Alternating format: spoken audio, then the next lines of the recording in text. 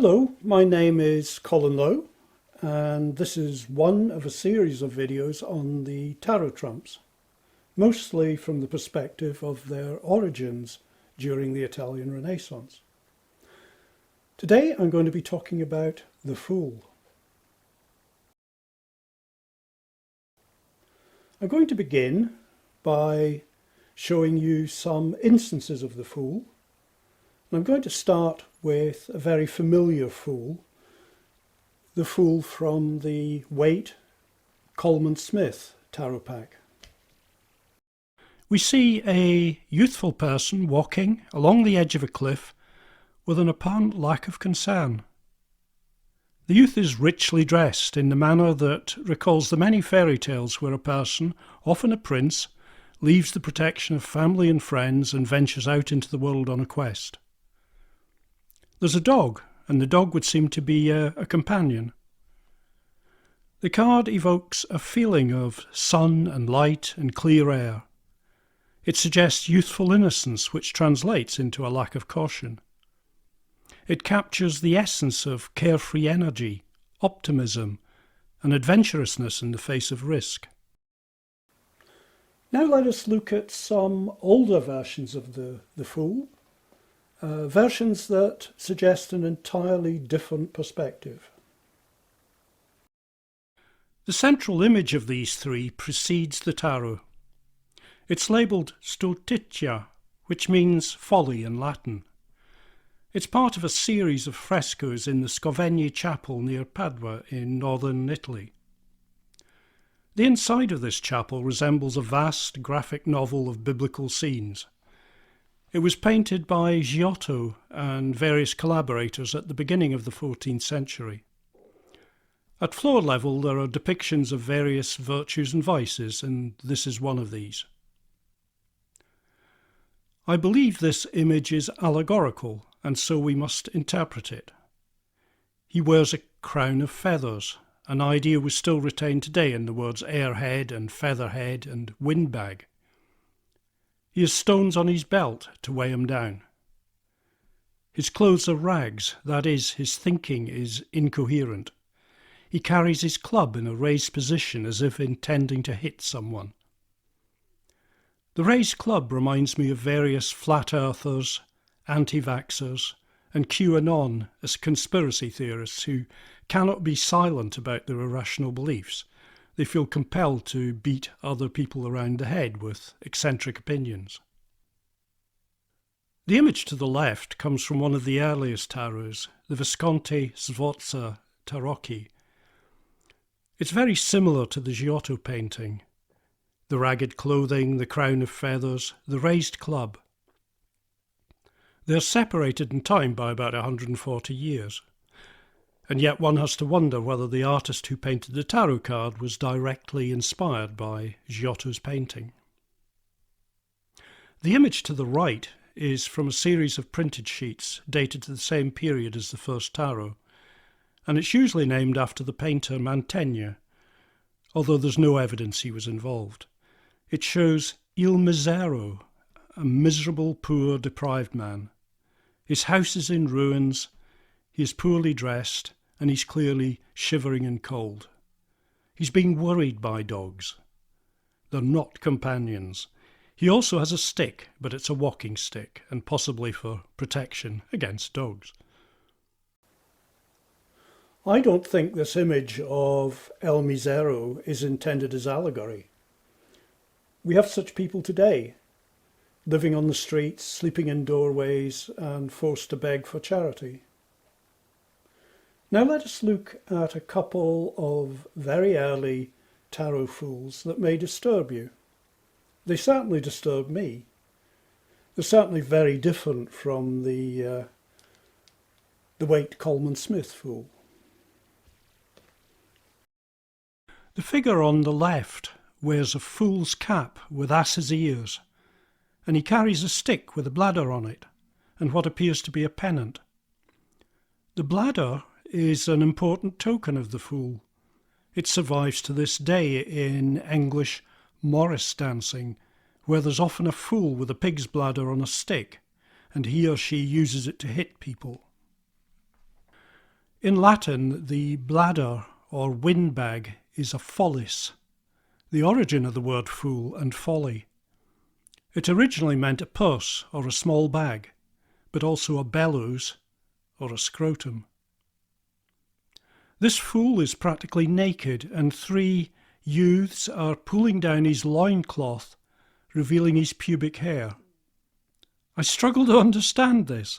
It's an odd image to have on an expensive hand-painted tarot deck. The figure on the right also has a fool's cap and a cape, but is almost naked from the waist down. He has a string of small bells, a very common feature of fools. Normally they're sewn to the seams of clothes. A group of 4 youths are gathering stones, possibly to throw at him. Is the nakedness allegorical, or is it literal, as in Il Misero? Here we see the fool as a social outcast, a figure of amusement and active contempt. Not someone to laugh with, someone to laugh at. I'll leave you with that thought and move on. This card is from the strange Solabusca tarot, another early Renaissance deck of mysterious providence. The card is labelled Matto, which means madman or crazy person. He has bizarre headgear and is once again poorly dressed. He's playing a bagpipe, that is, a windbag, an instrument commonly associated with fools, and there seems to be a string of bells. Or are they stones, as in Giotto, to hold them down? It's difficult to tell. This card is the familiar fool from the 17th century Marseille tarot. It depicts a medieval fool, but the artist seems confused about the details. The bladder on a stick now looks more like a travelling pouch. The fool's cap is very poorly drawn. There are many bells. He's clearly on the road and he's been harassed by a dog, as in Il Misero. His buttock is exposed. I've taken a look at the depiction of the fool in several 17th century tarot packs, similar to the Marseille tarot, and I haven't found much variation other than in the amount of material torn off the fool's trousers by the dog, which could easily be mistaken for a large cat, or even a tiger.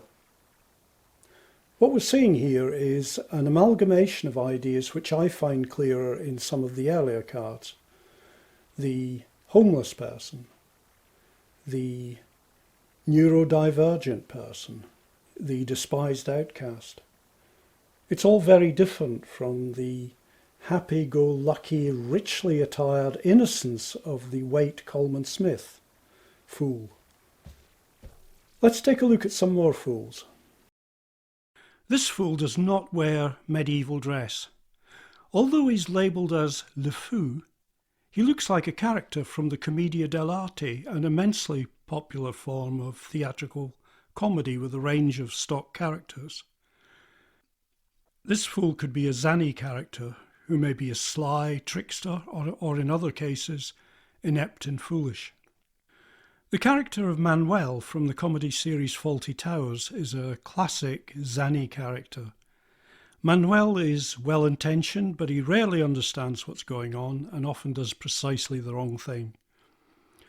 The clothing of this fool, complete with wooden sword, is characteristic of Arlecchino or Harlequin, a character that's still recognisable in the crazy Harley Quinn from Batman comics and films.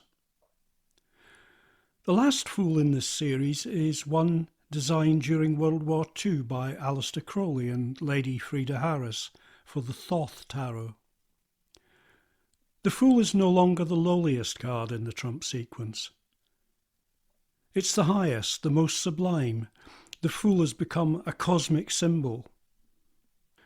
This reordering is partly because someone called Coeur de Gébelin, who lived at the time of the French Revolution, grabbed the wrong end of the stick and reordered the cards backwards. And because Coeur de Gébelin was looking at a poorly printed Marseille tarot, He assumed the dog biting the fool's bum must be a tiger, and so we have a tiger, with 9 yards of Crowley's exposition to explain why it is necessarily a tiger. Here are the actual words. See? Un tigre.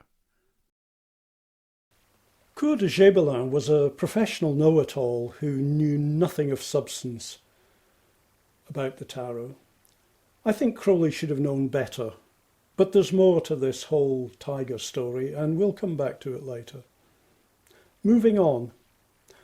By the end of the 15th century, that is about 50 or 60 years after the first hand-painted tarot cards, the burgeoning publishing industry was discovering new markets among the educated middle classes. 2 particular works stand out.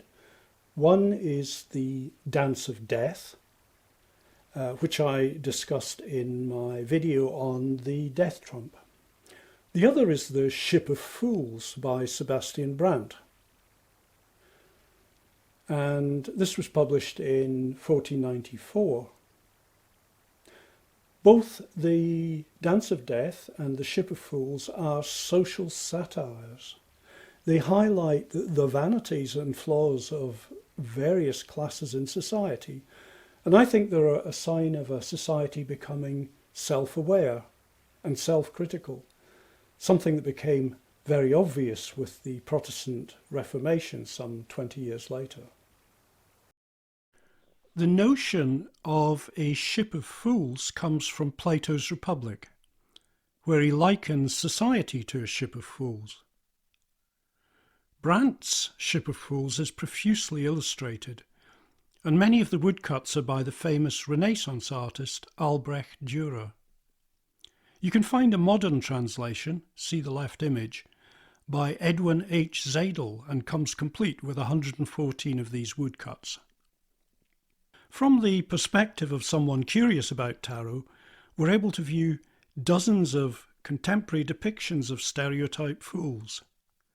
At the same time, we see how the figure of the fool has moved from the depiction of a ragged vagrant to one of satire and social allegory. Every kind of human vanity is held up to ridicule. Here we have a fool playing bagpipes, a particularly raucous instrument, and also a windbag. Here we have an old fool with 1 foot in the grave. Here we see a fool, and on the ground we see his special staff, or marotte. Here another fool is depicted as a miser counting his coins, while in the street a poor pilgrim sits and seems to be offering his food to hungry dogs. Here a naked woman empties a piss pot at the feet of a collection of minstrels, or Romeos. A fool adjusts a blindfold on justice. I particularly like this woodcut. A figure is sitting on what would appear to be a rainbow.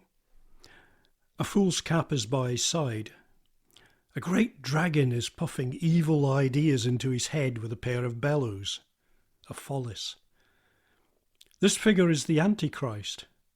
Various fools have set out by boat to try and reach him. Another craft, filled with the pious, reaches St. Peter in the foreground. The Antichrist is selling lies, vain dreams and false hopes to the credulous. This is an eschatological version of Fox News and Tucker Carlson. Another social satire on the nature of foolishness and folly was published a few years after The Ship of Fools, and it came from the pen of one of the foremost scholars in Europe, someone you may have heard of, someone called Erasmus. Now, Erasmus conceived of this praise of folly as a joke. He was travelling across Europe to meet his friend Sir Thomas More in England, and he may have been sitting on the back of a horse, amusing himself. And he took on the persona of Folly, the goddess Folly. And Folly is proud, unashamed, boastful, silly, vain, and moderately witty. Let me read you an extract from In Praise of Folly. I did not, like other infants, come crying into the world, but perked up and laughed immediately in my mother's face. And there's no reason why I should envy Jove for having a she-goat to his nurse, since I was more creditably suckled by two jolly nymphs. The name of the first, Drunkenness, one of Bacchus's offspring, the other Ignorance, the daughter of Pan, both of which you may here behold among several others in my train, and attendants whose particular names, if you would know them, I will give you in short. This, who goes with a mincing gait and holds her head up so high, is self-love. She that looks so spruce and makes such a noise and bustle is flattery. That other, who sits humdrum as if she were half asleep, is called forgetfulness. She that leans on her elbow and sometimes yawningly stretches out her arms is laziness. This that wears a plaited garland of flowers and smells so perfumed is pleasure. The other, which appears in so smooth a skin and pampered up flesh, is sensuality. She that stares so wildly and rolls her eyes is madness. As to these two gods whom you seem playing among the lasses, the name of one is intemperance and the other sound sleep. You get the gist. This is a page from an original edition of In Praise of Folly and shows a contemporary marginal illustration by the artist Hans Holbein, who also illustrated The Dance of Death. The fool is talking to a head and a stick, perhaps in the manner of a ventriloquist dummy. This head on a stick appears in many illustrations as part of the standard paraphernalia of the fool, and in French it's called a marotte. This is a title page from a later French edition of In Praise of Folly, and you can see jolly Folly with her handmaidens. It's all very merry. At the top and bottom you can see the masks of comedy and tragedy. Comedy and tragedy are the two masks worn by foolishness. In light theatre, foolish choices lead to farce. In serious theatre, foolish choices lead to tragedy. I've a particular fondness for Erasmus's In Praise of Folly. I was struck by the irresistible self-righteousness and self-confidence of folly, and it struck a chord with me. I'd been thinking of trying to write a book on tarot, but I couldn't find an angle, and when I read In Praise of Folly and listened to Folly talking about herself, I thought, okay.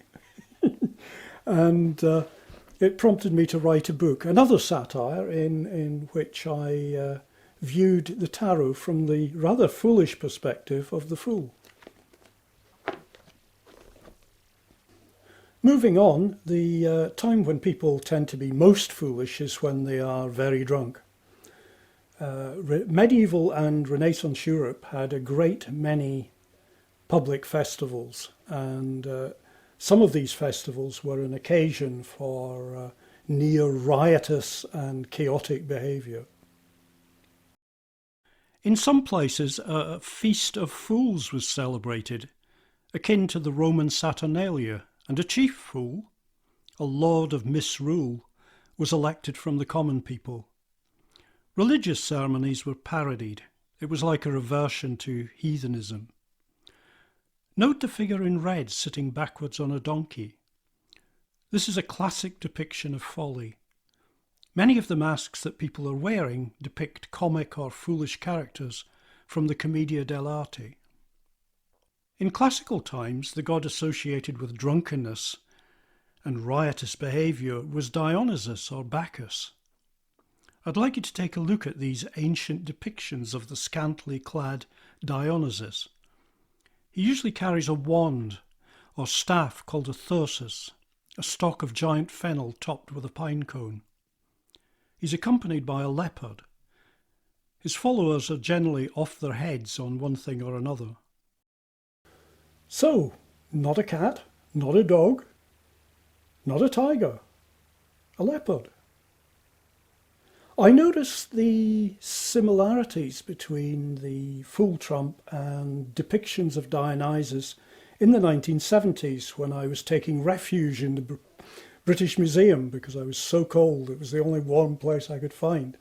And I was wandering around, and there on the wall was a mosaic. And I thought, okay, that looks familiar. It looks a bit like the Fool. Now, I think any direct connection between depictions of the Fool and depictions of Dionysus are probably tenuous. But we can't ignore it because in the 19th and early 20th centuries, a number of esoteric authors decided to pick up on Coeur de Gébelin's idea of reordering the trumps backwards from the world up to the Fool. Beginning with the world, ending with the Fool. And this had the effect of elevating the Fool from being the lowliest members of the trumps to the highest. For example, the influential Hermetic Brotherhood of the Golden Dawn placed the tarot trumps on the Kabbalistic tree of life like this, with the Fool at the top and the world at the bottom. In this scheme, the Fool is re-evaluated from social outcast to a divine figure. The Fool becomes a holy fool, an outsider figure who is sacrificed for the communal good, a scapegoat figure, a youthful male whose blood is spilled for the fertility of the land, like Attis or Adonis. The holy fool resembles Jesus Christ on the cross. The Fool becomes the hanged man. This tendency culminates in Crowley's very complex version of the Fool. There's a lot one can say about this. I think the publication of James Fraser's massive The Golden Bough, and this is just an abridged version, the original is like volumes, in 1890 would have drawn popular attention to the idea of scapegoat figures who are dignified for a brief period of time and then sacrificed for the common good. If you're interested in more clues on this, I suggest you watch the well-known horror film The Wicker Man. The Fool is, of course, the policeman who goes to Summer Isle. He is king for a day, and then he is sacrificed. This brings me to another version of the Fool. The idea that the Fool is not crazy, is not possessed by demons, but is exactly the opposite. The idea that the Fool is divinely inspired, like a prophet. This is a very powerful archetype. All across Central Asia, from Turkey to India, there are many stories told of a Mullah Nasruddin, a paradoxical character who appears foolish, hence riding on a donkey backwards. But every story contains a paradoxical inner meaning. Tibetan Buddhism has a tradition of crazy wisdom, strange gurus who set bizarre tasks for their students. The Bible is full of ragged prophets appearing out of the desert, speaking the word of God. If we imagine the normal community of people as a straight line going up, both the fool and the holy man view normality from the outside. Their viewpoints aren't going to make sense to most people. If they did make sense, they wouldn't be outsiders. We can also see a fundamental connection between the hermit and the fool. They're both outsiders who are estranged from normal affairs. A thoroughly heterodox idea is that perhaps God is a fool, that the creative force is not directed or providential. It is blind, hence the idea of the blind watchmaker. That's why we have mosquitoes and lampreys and lawyers and stinging nettles. The late 19th, early 20th century elevation of the tarot fool on the Kabbalistic tree of life does tend to draw one's thinking in that direction. The last kind of fool I want to mention is the court fool, the jester, the joker, the smart-ass fool that appears in many of Shakespeare's plays. The role still survives, but it is morphed into satirical comedy, such as Saturday Night Live. So I'm done. That was a long haul, and I feel we've covered a lot of ground. And yet, in some respects, we've only scratched the surface. If you liked what you've seen, then please remember to give it a thumbs up, and then I'll know you enjoyed it. If you want to see more of my tarot videos, then please subscribe. That's all. Thank you very much. Goodbye.